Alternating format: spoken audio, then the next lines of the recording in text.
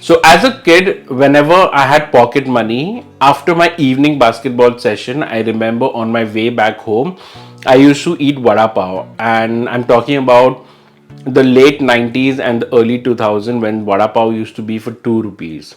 I simply used to love that vada pav, the hot vada pav that used to come from the hot oil and with the green chutney, the dried masala and the fried chili with salt.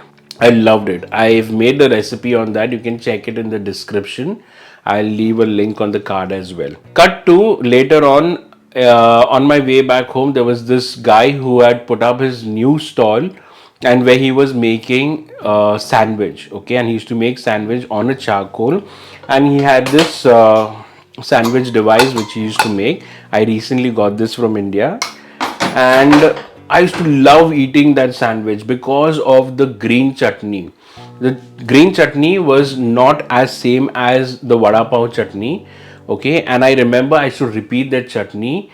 I don't know, it had a different flavor. It was spicy, and the flavor was different. Cut to when I started cooking, I made the same sandwich. Now making a sandwich is very easy. You have two slices of bread, add butter, the chutney, and whatever vegetable you need. But then I felt there was something missing. The chutney was not as good as the chutney that I ate there. And later on, I figured out that they used to add one secret masala to that chutney that elevated the flavor of the chutney. And that's what I'm going to make today, the Bombay sandwich green chutney with that secret masala. So we'll make the secret masala first, and I'll show you how I make the green chutney. The chutney has to be spicy, thick, okay, and the last part is assembling the sandwich. Okay, so without further ado, let's get started. Now for the secret masala, there are few spices that are readily available in our homes, or you can just buy it from the market. Okay, it's very easily available. Now the first thing that we need to do is we need to roast those masala, okay, that will elevate, or that will ooze out all the essential oil from the spices. Now while roasting, we need to make sure that we don't burn it. We just need to slightly roast it on a high flame. Now once the masala is roasted, we will transfer it into a grinder and we will grind it into a fine powder. So here, as you can see, the masala is ready. It's ground into a fine powder. So this is the secret masala that elevates the taste of the green chutney. Okay, now I've kept it in an airtight container. So whenever I'm making this Bombay sandwich and I'm making this chutney, I will use this masala. So now let's make the green chutney.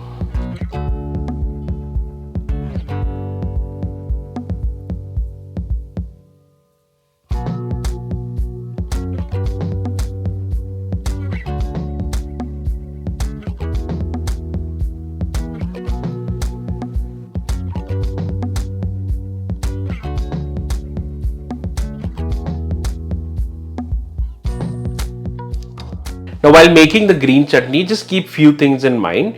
Make sure that your chutney is a little spicy. Make sure that your chutney is thick. Okay, that's why I added the bread. The bread will help to bind the chutney. Okay, and don't worry, the bread will not spoil the chutney.